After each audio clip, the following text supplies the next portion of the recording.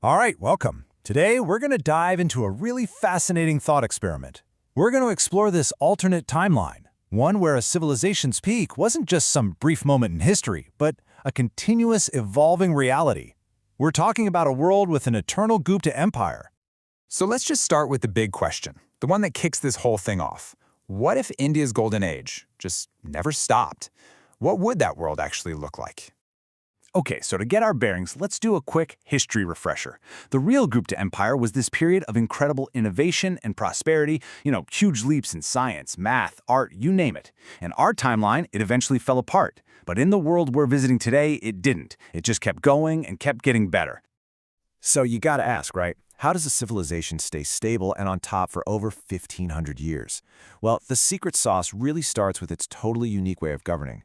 A system built on this powerful idea of balancing progress with timeless principles.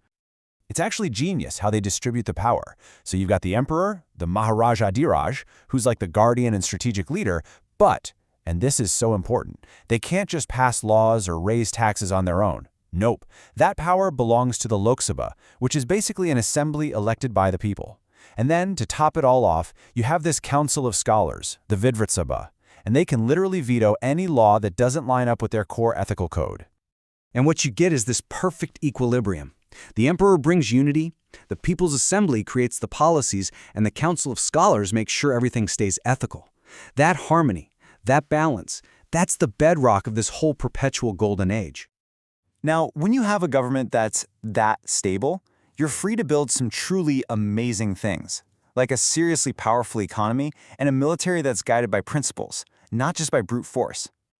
Forget the US dollar. In this alternate world, the global reserve currency is the Gupta dinar, and it's not just paper money, it's backed by actual gold reserves and a super secure blockchain. Just to give you an idea of its power, a single dinar is worth about 15 US dollars.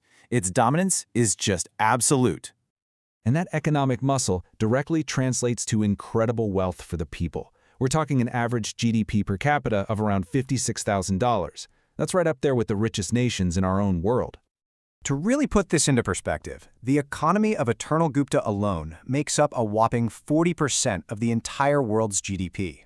They're not just a major player on the world stage. They're the economic center of gravity for the whole planet.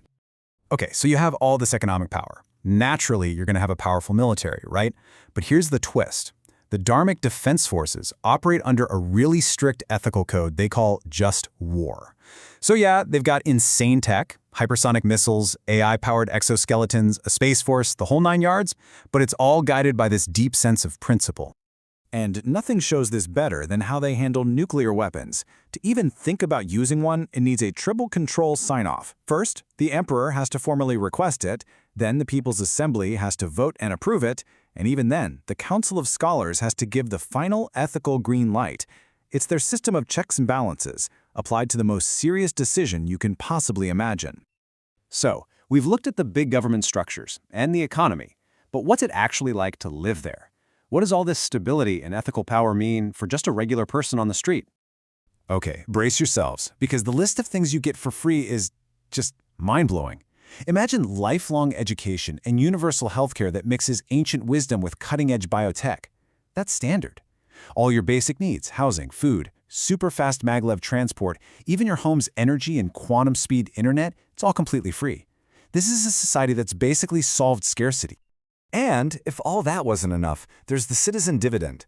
Think of it like a universal basic income, but totally supercharged. Every year, every single citizen gets a direct deposit of e-dinars, which is their share of the profits from the empire's huge global trade and even its asteroid mining operations. So think about what that really means. When all of your essential needs are covered for free, your income becomes purely disposable. You're not spending it on rent or groceries, you're spending it on personal passions, on luxuries, on incredible travel, heck, even on taking a vacation to another planet. So let's zoom out one last time and look at the global impact. What does it mean for the rest of the planet to have a civilization like Eternal Gupta as its undisputed leader? Well, for starters, it means the world has a clear center.